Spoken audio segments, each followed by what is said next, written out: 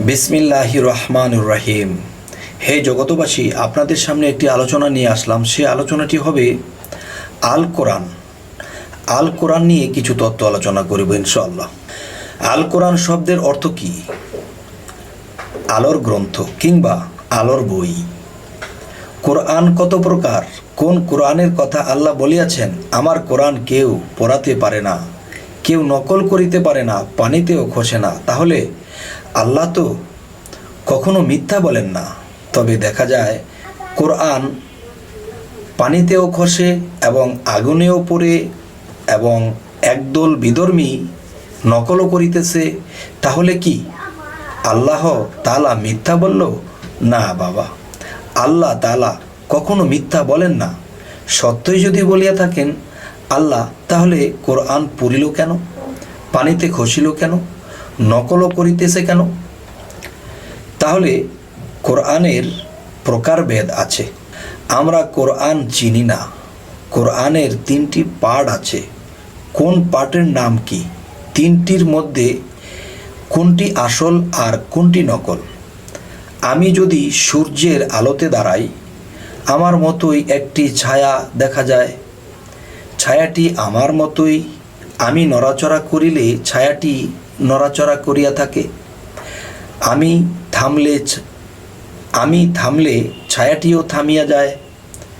তাহলে আমার নকল আরও একটি আছে।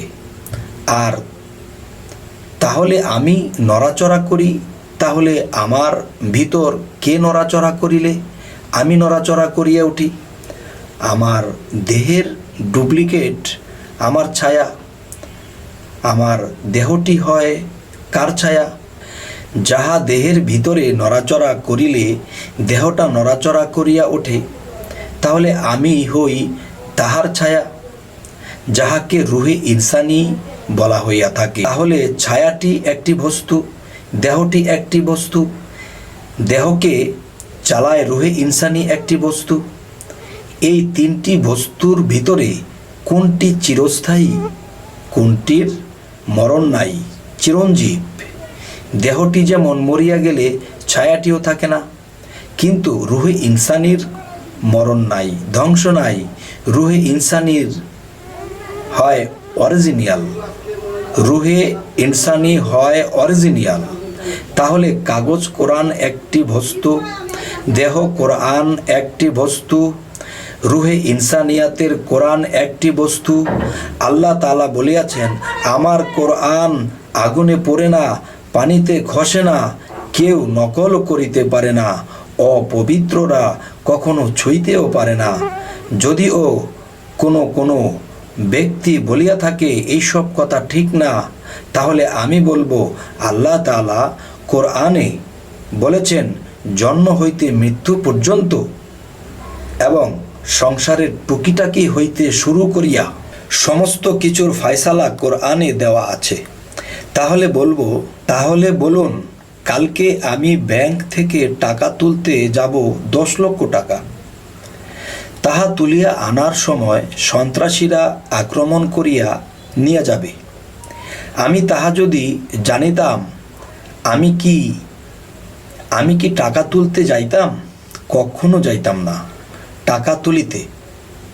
তাহলে সন্ত্রাসীরা আক্রমণ করবে, টাকা নিয়া যাইবে, তাহা 30 পারা কোরআনের কত নম্বর আয়াতে লেখা আছে? বহু অলি আউলিয়ারা বলিয়া গেছেন যে আমি অমুক মাসের অমুক তারিখে পৃথিবী ত্যাগ করিব। এই কথাটি কোরআনের অথবা 30 পারা কোন আয়াতে লেখা আছে? কেননা কাগজের কোরআন আছে বলেই তো দেহ কোরআন আছে, আর দেহ কোরআন আছে বলেই তো রুহে ইনসানিয়াতের কোরআন আছে। যদি রুহে ইনসানির কোরআন জাগ্রত করে লইল, তিনি আল্লাহর জ্ঞান গুণ লাভ করিলেন। আমরা জন্মান্তরে এসেছি, কখনো ঠকিয়া যাইতে চাই না। আল্লাহ তাআলা আরও বলিয়াছেন, নর ও নারীর জন্য জ্ঞান অর্জন ফরজ করা হইয়াছে। আমরা আল্লাহর কাছে থেকে আসিয়াছি, আবার আল্লাহ তাআলার কাছেই ফিরিয়া যাইতে হবে। সেথায় ফিরিয়া যাওয়ার জন্য যেই জ্ঞানের প্রয়োজন সেই জ্ঞান অর্জন করিতে হইবে। রুহে ইনসানির কোরআনকে বুঝতে হলে আগে নিজকে চিনতে হবে, আর নিজকে চিনতে হলে একজন চীনা লোকের কাছে যাইতে হবে যে নিজেকে চিনিয়াছে। আর সেই রুহে ইনসানির কোরআনকেই আল্লাহ বলিয়াছেন, আমার কোরআন কেউ পোড়াতে পারে না, পানিতেও খসে না, নকলও করিতে পারে না। তাহলে সেই কোরআনটি হলো রুহে ইনসানিয়াতের কোরআন। যেই কোরআনের কথা আল্লাহ তাআলা বলেছেন, আমার কোরআনকে আমি লৌহে মাহফুজে সংরক্ষণ করিয়া রেখেছি। সেই কোরআনটি পড়ে না, পানিতে খসে না, কেউ ছুঁইতেও পারে না, নকলও করিতে পারে না। তাই আমরা ছায়াকে লক্ষ্য করিব। ছায়াটি আছে বলেই তো আমার দেহটি আছে, আর দেহ আছে বলেই তো রুহে ইনসানির কোরআন আছে, আর ছায়াটি আছে বলেই তো রুহে ইনসানিয়াতের কোরআন আছে। আর সেই রুহে ইনসানিয়াতের কোরআনকে যদি আমরা লাভ করিতে পারি, তাহলে লৌহে মাহফুজের কোরআনকেই লাভ করা হইয়া গেল। এবং আমরা পৃথিবীতে এসেছি সেফাত হইয়া, আল্লাহর জাতে যাইতে পারিব মিশিয়া। আল্লাহ তাআলা আমাদের সকলকেই তৌফিক দান করুন। তবে আজকের যে আলোচনাটি, এই আলোচনাতে আমি বুঝাইতে চাইলাম, কাগজ কোরআন যদি না আসতো পৃথিবীতে, তাহলে আমরা দেহ কোরআনকে চিনতে পারতাম না। আর যে দেহ কোরআনকে যদি চিনতে না পারি, তাহলে রুহে ইনসানিকে চিনতে পারবো না। এবং রুহে ইনসানিকে যতদিন পর্যন্ত চিনতে না পারবো, তখন আল্লাহর সাক্ষাৎ কখনই সম্ভব হবে না। তাই আজ শরীয়তের পেট থেকে হাকিকত ও মারিফতকে উদ্ধার যে গ্রন্থটি, এই গ্রন্থটি থেকে কোরআন সম্পর্কে কিছু গভীর আলাপ করা হলো। এতে যদি কেউ শোনে এবং তার আত্মার ক্ষুধা মিটে, তাহলেই এই বই লেখাটা আল্লাহর কাছে শুকরিয়া। যাই হোক, সকলেই ভালো থাকবেন। আল্লাহ হাফিজ।